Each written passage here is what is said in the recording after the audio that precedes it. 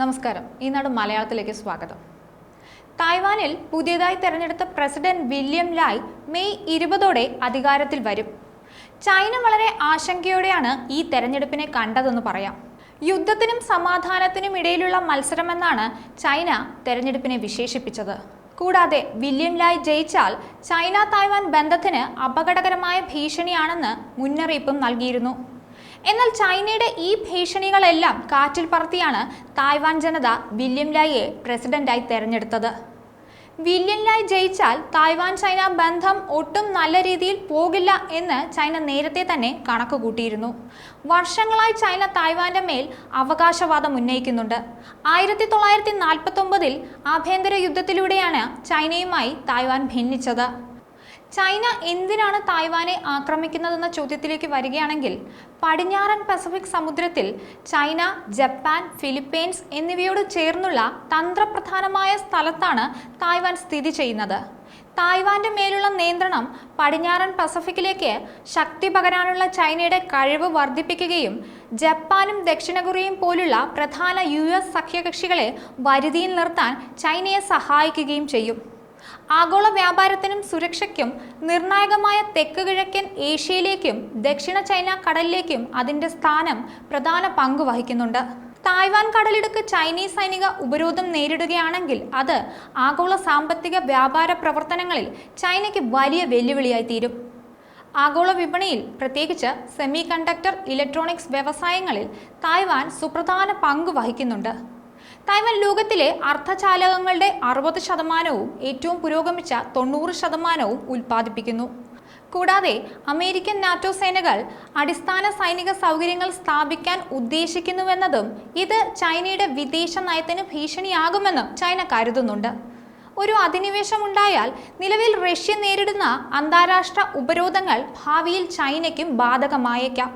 അതുകൊണ്ട് തന്നെ തായ്വാൻ മറ്റൊരു ഉക്രൈൻ ആകാൻ ചൈന ആഗ്രഹിക്കുന്നില്ല.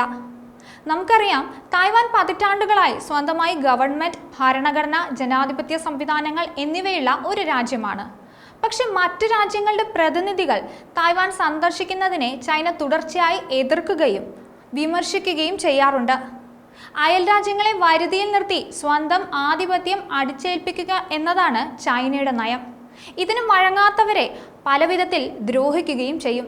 ഇന്ത്യയുടെ അയൽ രാജ്യങ്ങളെ സ്വാധീനിച്ച് പ്രശ്നങ്ങൾ ഉണ്ടാക്കുക എന്നത് ചൈനയുടെ വിദേശ നയത്തിന്റെ ഭാഗമാണ്.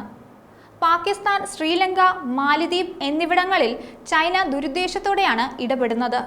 പ്രധാനമന്ത്രി നരേന്ദ്രമോദി ലക്ഷദ്വീപ് സന്ദർശിച്ചതിന്റെ പേരിൽ മാലിദ്വീപിലെ ഭരണാധികാരികൾ നടത്തിയ അപകീർത്തിപരമായ പ്രസ്താവനയ്ക്ക് പിന്നിൽ പോലും ചൈനയാണെന്ന് സംശയിക്കേണ്ടിയിരിക്കുന്നു.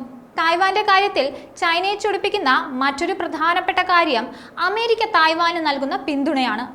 എന്തിനാണ് അമേരിക്ക തായ്വാനെ പിന്തുണയ്ക്കുന്നതെന്ന ചോദ്യത്തിലേക്ക് വരികയാണെങ്കിൽ, തെക്കൻ ചൈന കടലിൽ ചൈന സ്വാധീനം വർദ്ധിപ്പിക്കാൻ തുടങ്ങിയതോടെയാണ് അമേരിക്ക തായ്വാനെ സഹായിക്കാൻ ആരംഭിച്ചത്. എന്തിനാണ് അമേരിക്ക തായ്വാനെ പിന്തുണയ്ക്കുന്നതെന്ന ചോദ്യത്തിലേക്ക് വരികയാണെങ്കിൽ, തെക്കൻ ചൈന കടലിൽ ചൈന സ്വാധീനം വർദ്ധിപ്പിക്കാൻ തുടങ്ങിയതോടെയാണ് അമേരിക്ക തായ്വാനെ പിന്തുണയ്ക്കാൻ ആരംഭിച്ചത്.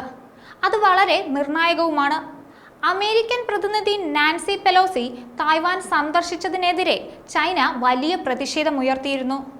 തായ്വാൻ കടലിടുക്കിനു ചുറ്റും ആക്രമണ സജ്ജമായ ഇടത്താവളമായി ചൈന ഉപയോഗിക്കരുതെന്ന് അമേരിക്ക നേരത്തെ തന്നെ മുന്നറിയിപ്പ് നൽകിയിട്ടുണ്ട്. ഐക്യരാഷ്ട്രസഭയിലും തായ്വാനെ അമേരിക്ക പിന്തുണച്ചിരുന്നു. 1950കളുടെ തുടക്കത്തിൽ തന്നെ ബലപ്രയോഗത്തിലൂടെ ഈ ദ്വീപിനെ ചൈനയോട് ചേർക്കാനുള്ള നീക്കങ്ങൾ നടന്നിരുന്നു. അമേരിക്കയുടെ സൈനിക പിന്തുണയോടെയാണ് 2 തവണയും തായ്വാനെ രക്ഷിച്ചത്. ലോകത്തിലെ വലിയ സൈനിക ശക്തികളിൽ ഒന്നായ ചൈനയ്ക്ക് തായ്വാനെ വരുതിയിലാക്കാൻ വളരെ എളുപ്പം സാധിക്കും. പക്ഷേ അമേരിക്ക നൽകുന്ന പിന്തുണയാണ് ചൈനയെ ചിന്തിപ്പിക്കുന്നത്. തായ്വാനു വേണ്ടി അണിയറയിൽ അമേരിക്ക നിരവധി പദ്ധതികൾ ഒരുക്കുന്നുണ്ടെന്നാണ് പുറത്തുവരുന്ന വിവരം. ന്യൂസ് ഡെസ്ക് ഈനാട് മലയാളം.